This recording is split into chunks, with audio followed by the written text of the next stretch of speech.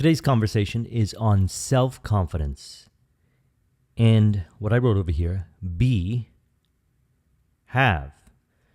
Now, if we combine the two words together, we have behave.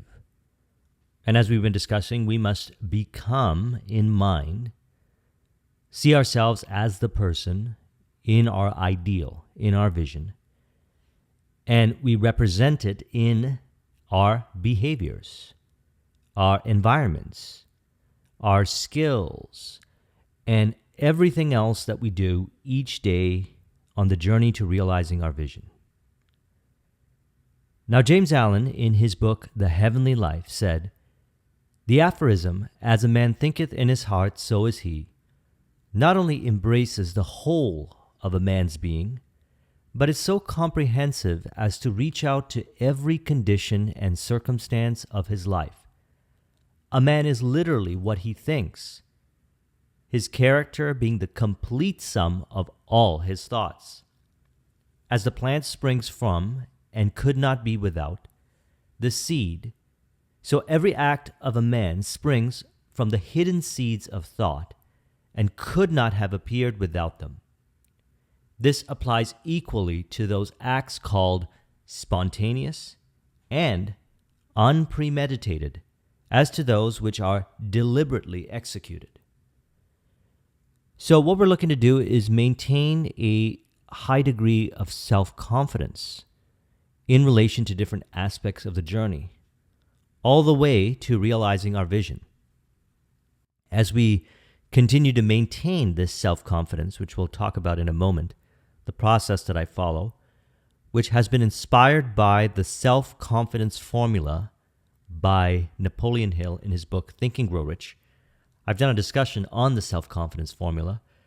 Over the years, I've come up with my own iteration of it, and it continues to bring forth a higher degree of self-confidence in different goals, higher goals, our next level of realizing ourselves, our infinite nature, our potential. So we have here the Robert Dilts logical levels, which helps conceptualize and relate over the different aspects of the journey over to the vision. So we got the vision on the top, the person that you aspire to be, the goal that you would like to see realized. We have our identity, which is our self-image, which is who we become on the journey as a result of identifying with certain thoughts in our mind. And from that, we have ideal values, beliefs that are related to the capabilities or skills that we cultivate, provided that there are skills that you would like to cultivate in relation to your goals. For example, if your goal is to be an entrepreneur, then perhaps direct response marketing, consultative selling, copywriting skills might be on your list of skills to develop. Now, what we find is that when we identify from the perspective of self-confidence, we move forward with developing these skills from a place of calm, lightheartedness. We want to be there. We have a desire to develop these skills. One of the things that I realized on my journey is that when I committed to the entrepreneurial path or different paths, I realized that I had desires to acquire certain skills, all of a sudden show up. I wasn't much of a fan of marketing and selling, but as I committed to the information in Think and Grow Rich and went down the pathway of career success and eventually entrepreneurial success, I found this desire to learn these types of things. Now, this is my own experience. It may be like this for you. It may not be like this for you. The answers are individualized and they're found within. And they're revealed from the state of mind of self-confidence. Then we got behaviors. That's why I put in the beginning, be, have. If we combine them together, we have behave. Behavior. So we be first, identity in relation to the vision, and then we express behaviors. Thought, what we say I am too, expresses as capabilities, behaviors, and environments. So all change happens within, all change begins in mind. As we say in the Kabbalion, all is mind. And so we go to the source of it all and make the changes within, or in this case, represent the self-confidence within. And let's relate it over to this quote here from James Allen before we get into the self-confidence formula. He says, "Man is a growth by law and not a creation by artifice. And cause and effect is as absolute and undeviating in the hidden realm of thought as it is in the world of visible and material things. A noble and godlike character is not a thing of favor or chance, but is a natural result of continued effort in right thinking, the effects of long-cherished association with godlike thoughts.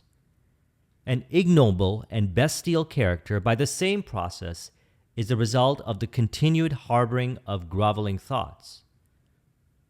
So what we want to do is we want to encourage a thought process, a train of thought, a way of thinking, a belief system of self-confidence. And here's my iteration of the self-confidence formula.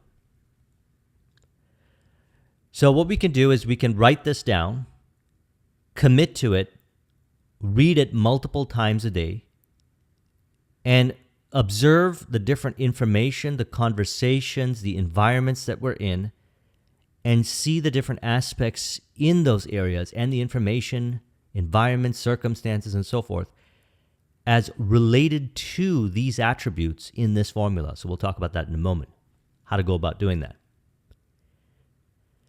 So number one, I know that I have the ability to achieve the object of my definite purpose in life. Therefore, I maintain lighthearted persistence towards its attainment.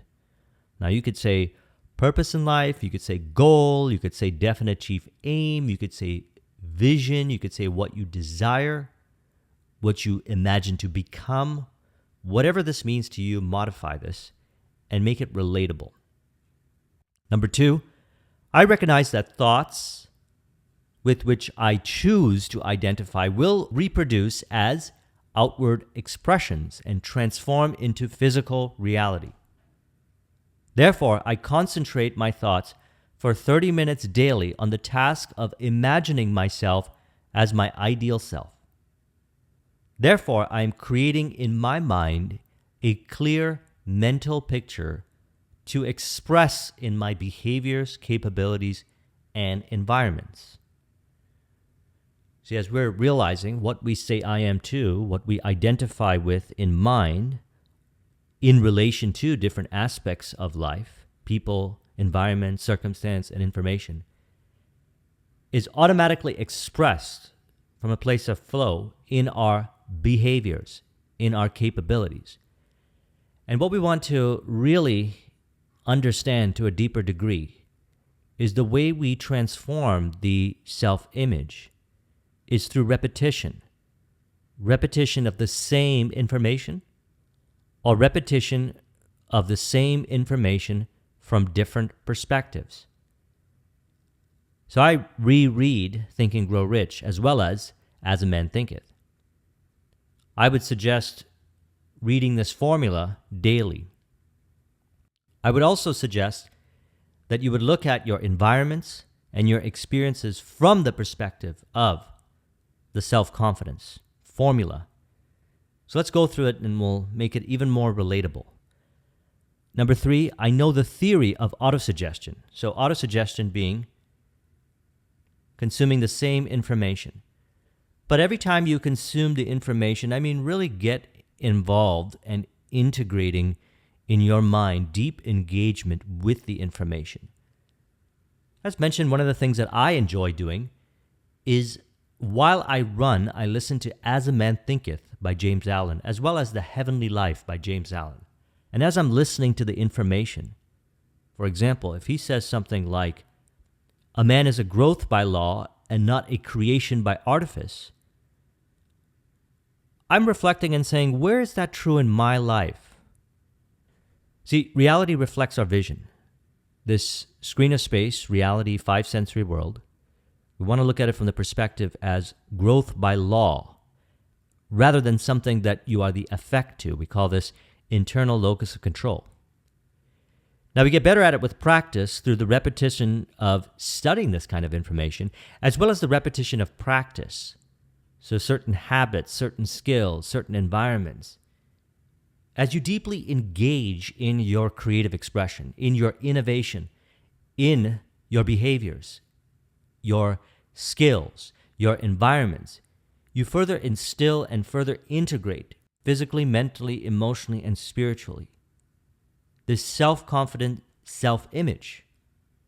And so I know through the theory of autosuggestion that any ideas that I persistently hold in my mind will eventually seek some expression through some known and unknown means of obtaining the object or position I desire. I'm able to see the expressions of my clear mental picture every day in increasing frequency. Now, you'll see this. Let's say your goal is to elevate your self-confidence so that you can speak more effectively when it comes to public speaking or conversations with others or sales or communicating with your team, family. As you begin to identify with the train of thought being suggested here in this video, this conversation, you'll start to notice that you may speak a little differently. You might start to, more accurately put, speak how you really want to speak, expressive, congruent. You'll notice that your body language is a lot more present, congruent, and engaging. You'll notice that the other person responds accordingly, reflects as the mirror, engaging with you, in harmony. In that moment or after that experience, we want to reflect upon that, and we want to encourage that the changes are occurring. That's a form of repetition of the same information from different perspectives. Environment or the experience becomes something that further relates over to the vision upon reflection, and it's proof. It's fact. It's experiential. And we're seeing the changes occur. And that's why I say increasing frequency. You're able to see the expressions in how you relate to others, how you relate to information, how you relate to environments, how you relate to circumstances. And you feel more at ease, one with. You recognize that you are becoming that person. Reality is rearranging in, I say, known ways. These are the known ways we're talking about, and unknown ways, which we might not know yet, but we can learn more so on the journey. And we really don't have to think about those things. What we do want to focus on is what we say I am too, which is through the imaginal scene. Number 4, I have clearly written down a description of my definite chief aim, and I'm committed to persisting in revealing my inherent self-confidence on the journey to realizing my vision or journey towards its attainment. Now, the reason why I put inherent self-confidence is we want to recognize that we already are self-confident. For whatever the reason may be, we've identified with certain programming, if that has been the case, in which a person might not express from an identity of self-confidence, or certain kinds of thinking patterns seem to cloud certain behaviors or skills, which would appear as a lack of self-confidence. See, what we want to do is encourage the self-confidence. So if a person sees behaviors in which they deem it to be lack of self-confidence, they want to change that thinking around. Rather than saying, I am lack of self-confidence, they want to see it as, well, today, I'm actually a lot more expressive. I'm actually a lot more confident than I was yesterday, the week prior. I'm moving forward boldly in my expressions. In my behaviors, I see more of a naturalness, a fluidity, a lightheartedness. This is to a higher degree today than it was yesterday. And there we do the repetition of the same information from a different perspective, relating it over to this self-confidence formula. Now, the reason why I would recommend, and as Napoleon Hill had recommended as well, a definite chief aim or a goal is because with a goal or a definite chief aim, and if you are interested in crafting a vision or goal or definite chief aim, I recommend watching the video I did on the 2022 goals. I'll put a link in the description to that. When you craft this vision, you see yourself performing the activities. You see yourself at the end. One of my favorite things to do is actually have an invisible counsel conversation with myself in the end, and ask myself in my own imagination, what are the ways of thinking, the values and beliefs that I have? What are the behaviors that I do? What are the skills that I'm proficient in? What are the environments that I'm in?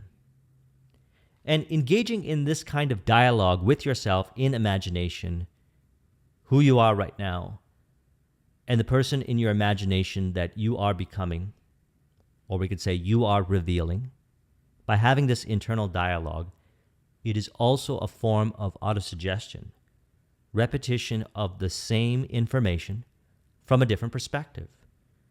The perspective of a third party looking at yourself, giving you certain information, in which you take that information that's given to you in that invisible counsel and you integrate it in your day-to-day life. Now, this has been a very powerful thing for me. I engage in these kinds of self-talk, inner dialogues with myself in the morning, in the evening. And what I notice is my behaviors, my skills, my environments change a lot more rapidly than they used to, because really what I'm doing, and what I suggest and recommend everyone to do, is saturating my mind with the same information or the same information from different perspective in relation to self-confidence. Number 5, I will engage in transactions and dealings that benefit all. Through my being, I bring forth the forces that aid alongside the cooperation of other people. Others willingly benefit me as I benefit them. As a result, others will believe in me as a result of my confidence, reflective of my belief in them and myself. Now, this is the way I speak to myself, and there's a bunch of nuance that makes a lot of sense to me when I communicate like this to myself, and maybe it relates to you as well. But one of the things that we would like to get better at as well is communicating with ourselves in the way that we communicate. So you might want to reword this in a way that's beneficial for you, but conveys the same information in relation to self-confidence. And the premise really is that all are in harmony with your vision. All people show up, play out the theater in contribution to your vision. When you see that kind of unity in mind, others being one with you in mind, it will be expressed in your behaviors, your capabilities, your environments, and others' behaviors, capabilities, and environments in a way where it seems like a harmonious dance. Conversational flow, you'll notice this. When you're in deep resonance with the self-confidence, the self-image that's one with your vision, that is one of self-confidence, you'll feel the resonance in conversation. You'll notice that the conversation seems more like a dance.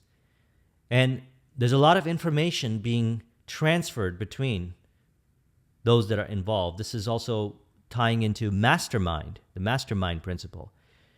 And it's very lighthearted, flow-based, and very related to different experiences. So perhaps if you're at an event like a party or something like that, conversational flow might be different than if you are in a business meeting over Zoom. As far as, some differences of styles of voice tonality, words you use, and so forth, but the essence of it remains the same. There's a sense and feeling of unity and connectedness with others. And one of the reasons why I encourage this is because then when you see this experience happen, you'll realize that it was because of the changes that occurred within yourself. What you'll also notice is that others will comment on your self-confidence. They'll comment on how gracefully you communicate and how you gracefully articulate messages, your body language, your energy. You'll start to get more comments like this because they are reflecting the thought process of congruence within yourself. So I will engage in transactions and dealings that benefit all. Through my being, I bring forth the forces that aid, alongside the cooperation of other people. Others will willingly benefit me as I benefit them. As a result, others will believe in me as a result of my confidence, reflective of my belief in them and myself. And then finally, the part that he had in there that I had to leave because I really like this. It's the commitment part. So I put, I will sign my name to this formula, commit it to memory, and repeat it aloud once a day in full faith that it will influence my thoughts and actions to express the self-confident and successful person that I am. So I believe that self-confidence is inherent within us. We may have certain kinds of thinking patterns that seem to deny this. Once we begin to identify more so with this kind of train of thought, you'll see it as proof in your experiences, in your behaviors, your body language, your communication with others, different things that you do each day. And it's important to, in that moment, acknowledge it, recognize it, observe the change, and reaffirm it. Perhaps you might say something like, wow, this is actually working. I'm changing. Reality is rearranging to reflect my vision. It's happening more so every day. And as a result of my recognition, I'll notice that it'll happen even faster now. So again, going back to what James Allen said, the aphorism, as a man thinketh in his heart, so is he. So we want to get this into the subconscious. We want the environment's behaviors, capabilities to be a natural expression of encouraging the inherent self-confidence that is within us. If we recognize that self-confidence is already inherent within us, then we'll notice that we'll find it within ourselves a lot easier. You'll even notice that you'll go back to reference experiences as to when you were a child or different stages of your life where you saw that self-confidence express itself, seem to show up from who knows where. Well, we know where it was. It was within you. It's inherent within us. And so the aphorism, as a man thinketh in his heart, so is he, not only embraces the whole of a man's being, but is so comprehensive as to reach out to every condition and circumstance of his life. Now, that's something we want to perhaps read thousands of times. And one of the reasons why I love listening to As a Man Thinketh, because every time I hear that, I reflect upon my experiences, and my experiences seem to indicate how true this is. I'm able to look back at the experiences of my past, my current experiences, and I'm able to track back to the cause within.